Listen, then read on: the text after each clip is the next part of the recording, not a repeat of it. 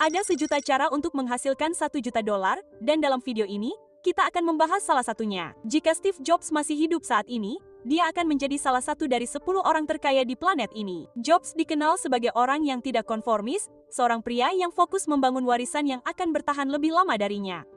Beginilah cara menjadi kaya menurutnya. Selamat datang di alux.com. Cara menjadi kaya menurut Steve Jobs.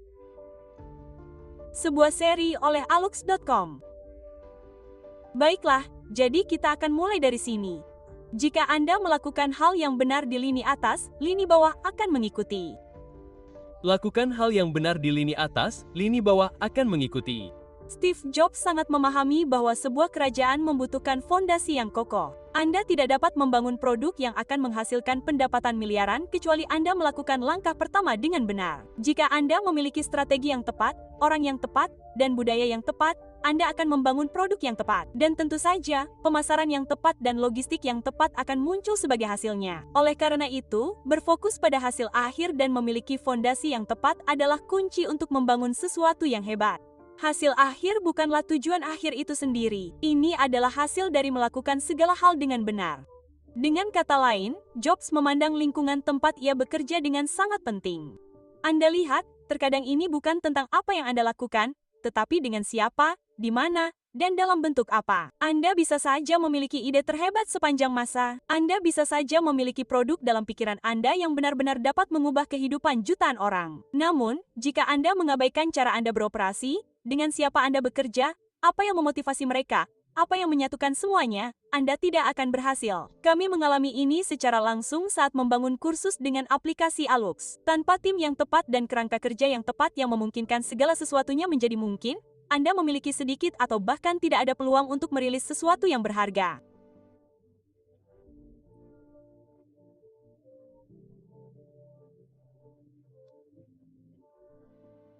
Bahkan, merek yang hebat pun membutuhkan investasi dan perhatian jika ingin mempertahankan relevansi dan vitalitasnya. Dan, merek bukan sekadar logo atau nama.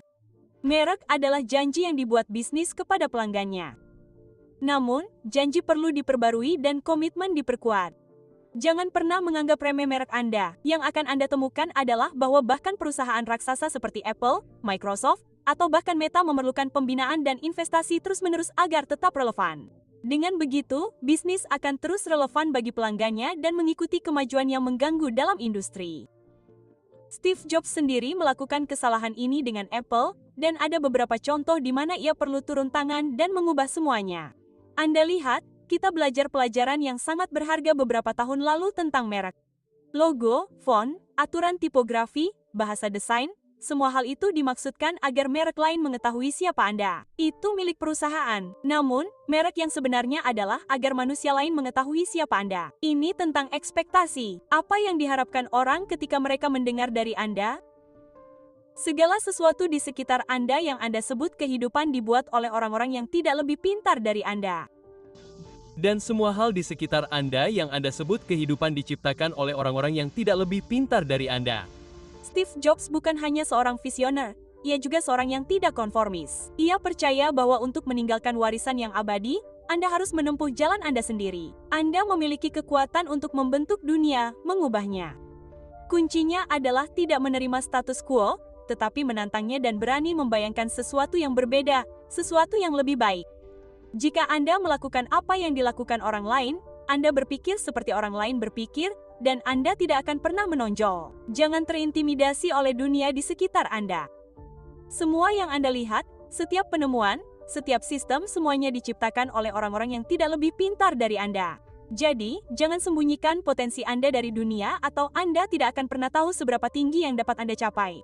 Tidak ada aturan yang menentukan kapan Anda cukup baik. Hanya Anda yang dapat memutuskannya. Dan ketika Anda memutuskan bahwa Anda cukup baik, pandangan dunia Anda berubah. Anda harus bertindak dan Anda harus bersedia gagal. Anda harus bersedia untuk jatuh dan hancur. Bukannya menerimanya, mengubahnya, memperbaikinya, dan meninggalkan jejak Anda di sana. Saya rasa itu sangat penting. Kegagalan, meskipun Anda harus menghindarinya dengan cara apapun, adalah guru terbaik saat Anda belajar darinya. Anda seharusnya sudah mengetahuinya sekarang. Anda tidak dapat menciptakan masa depan hanya dengan bermain aman. Anda perlu bertindak, mengambil risiko, dan bersedia untuk gagal sesekali. Ya, Anda mungkin jatuh dan hancur, tetapi inovasi lahir dari abu. Tanpa mengambil risiko, tanpa mengalami kegagalan sama sekali, Anda tidak akan pernah benar-benar tahu apa yang mampu Anda lakukan. Intinya, dunia ini milik mereka yang bertindak.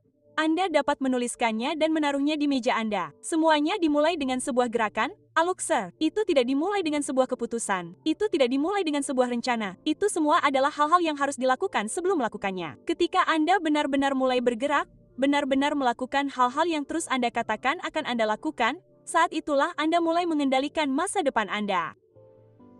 Fokus adalah tentang mengatakan tidak. Dan hasil dari fokus itu akan menjadi beberapa produk yang benar-benar hebat di mana totalnya jauh lebih besar daripada jumlah bagian-bagiannya. Lanjutkan. Namun, fokus adalah tentang mengatakan tidak. Dan hasil dari fokus itu akan menjadi beberapa produk yang benar-benar hebat di mana totalnya jauh lebih besar daripada jumlah bagian-bagiannya. Fokus adalah tentang menyingkirkan barang-barang yang tidak perlu. Ini tentang menyederhanakan. Ini bukan tentang melakukan 100 hal dengan baik, tetapi melakukan beberapa hal tertentu dengan sangat baik.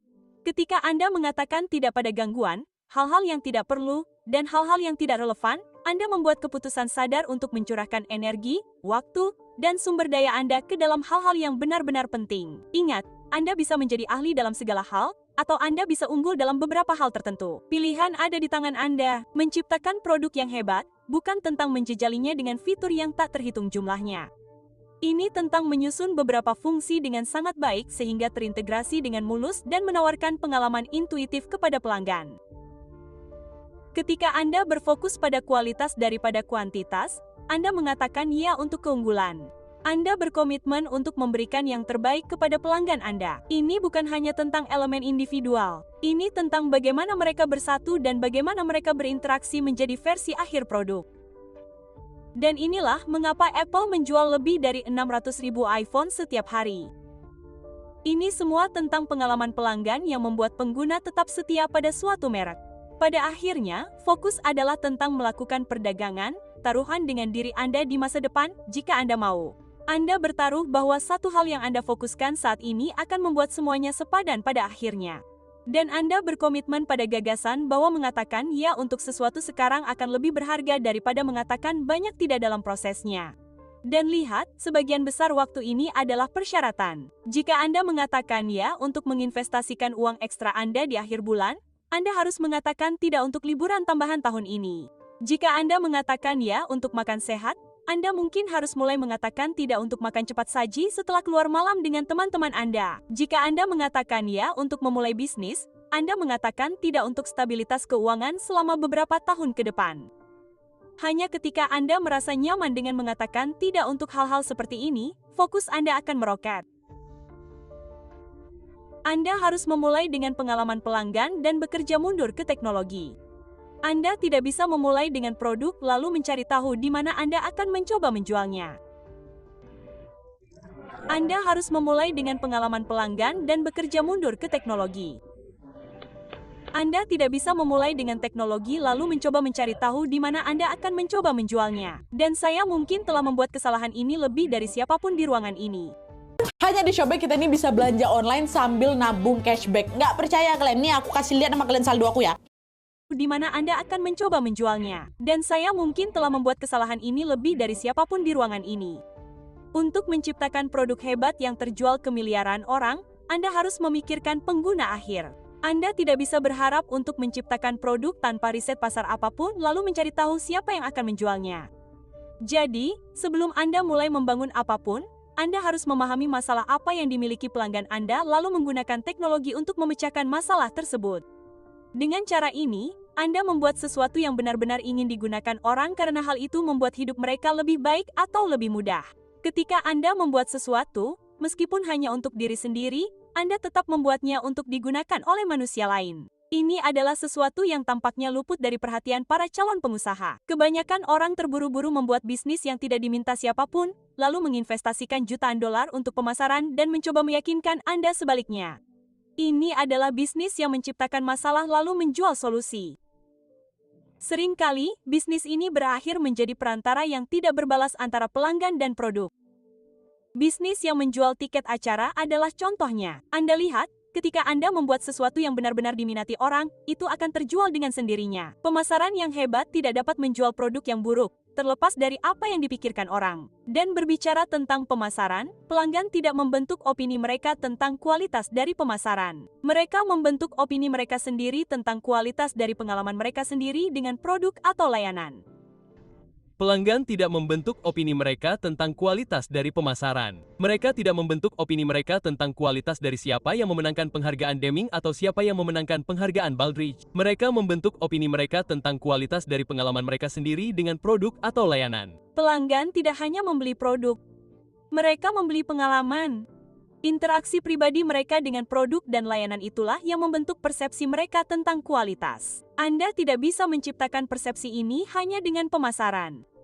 Persepsi ini muncul dari penyampaian produk dan layanan luar biasa yang melampaui ekspektasi mereka berkali-kali. Anda lihat, hanya ada 2 jenis pemasaran yang berhasil. Ada pemasaran uang yang bodoh. Pikirkan Hollywood, di mana mereka menghabiskan begitu banyak uang untuk pemasaran sehingga hampir tidak mungkin bagi Anda untuk tidak tahu apa film laris berikutnya musim panas ini. Dan bahkan dengan itu, sebagian besar film saat ini gagal. Dan pemasaran sederhana yang bodoh, yang pada dasarnya adalah dari mulut ke mulut, di mana barang Anda sangat bagus sehingga orang membicarakannya secara alami. Dan jenis pemasaran ini tidak memerlukan anggaran jutaan dolar. Ini membutuhkan produk yang benar-benar bagus dan internet akan mengurus semuanya dengan sendirinya. Dalam kasus Apple, mereka memiliki keduanya. Jika Anda tidak menyukainya, Anda akan menyerah. Jika Anda tidak menyukainya, Anda akan gagal. Jadi, Anda harus menyukainya. Anda harus memiliki hasrat. Menciptakan sesuatu yang benar-benar revolusioner bukanlah hal yang mudah. Ini adalah kerja keras. Dan jika Anda tidak menyukainya, jika Anda tidak bersemangat tentang hal itu, Anda akan menyerah. Namun jika Anda benar-benar mencintai apa yang Anda lakukan, Anda akan bertahan. Semangat inilah yang membuat Anda terus maju, yang mendorong Anda untuk mengatasi setiap rintangan yang menghadang. Namun, begini masalahnya. Motivasi dapat membuat Anda bangun dari tempat tidur di pagi hari, tetapi tidak dapat membuat Anda mengirim email. Motivasi tidak dapat membuat spreadsheet itu menarik. Motivasi hanya dapat membawa Anda sejauh ini. Pada akhirnya, Anda perlu menemukan semacam kenikmatan dari hal ini. Jarang sekali orang benar-benar mencintai apa yang Anda lakukan, tetapi membencinya sepenuhnya atau melakukannya secara otomatis, itu tidak akan membawa Anda kemanapun. Dan kami tidak dapat memberitahu Anda cara menikmati prosesnya. Oke, Anda perlu menemukan alasan Anda sendiri. Mungkin Anda menginginkan kehidupan yang lebih baik untuk Anda dan keluarga Anda, dan pikiran itulah yang memberi Anda energi. Mungkin Anda menemukan sesuatu yang benar-benar Anda kuasai, dan itu membuat Anda merasa puas. Atau mungkin akhirnya sesuatu muncul setelah bertahun-tahun mengonsumsi L dan terkonfirmasi bahwa Anda benar-benar mampu melakukan hal-hal hebat. Alasannya terserah Anda untuk mencari tahu dan itu sangat penting jika Anda ingin terus maju. Ada banyak sekali keahlian di antara ide hebat dan produk hebat. Ada banyak sekali keahlian di antara ide hebat dan produk hebat. Karena lihat, oke, ide hebat tidak selalu diterjemahkan menjadi produk hebat. Ide hebat itu hanyalah titik awal.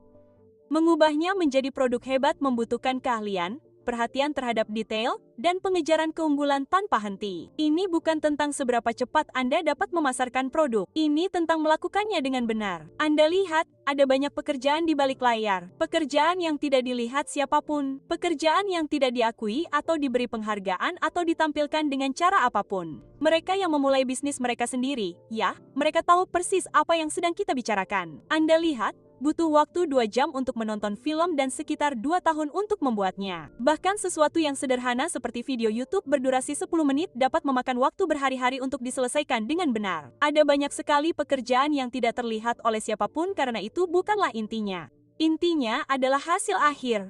Namun, ketika Anda menyadari pekerjaan yang terlibat dan Anda mempersiapkannya, hal itu tidak akan mengejutkan Anda. Seberapa sering Anda mendengar orang berkata, "Wah, saya tidak menyangka ini sesulit ini."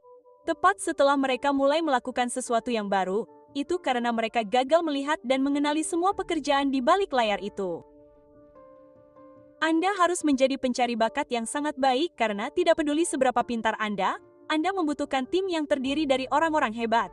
Anda harus menjadi pencari bakat yang sangat baik karena tidak peduli seberapa pintar Anda Anda membutuhkan tim yang terdiri dari orang-orang hebat. Karena semua orang ingin bermain untuk Lakers atau tim papan atas manapun yang Anda sukai, oke, kami tidak mencoba memulai perdebatan di sini. Intinya adalah ketika Anda terkenal, semua orang ingin bekerja dengan Anda atau untuk Anda.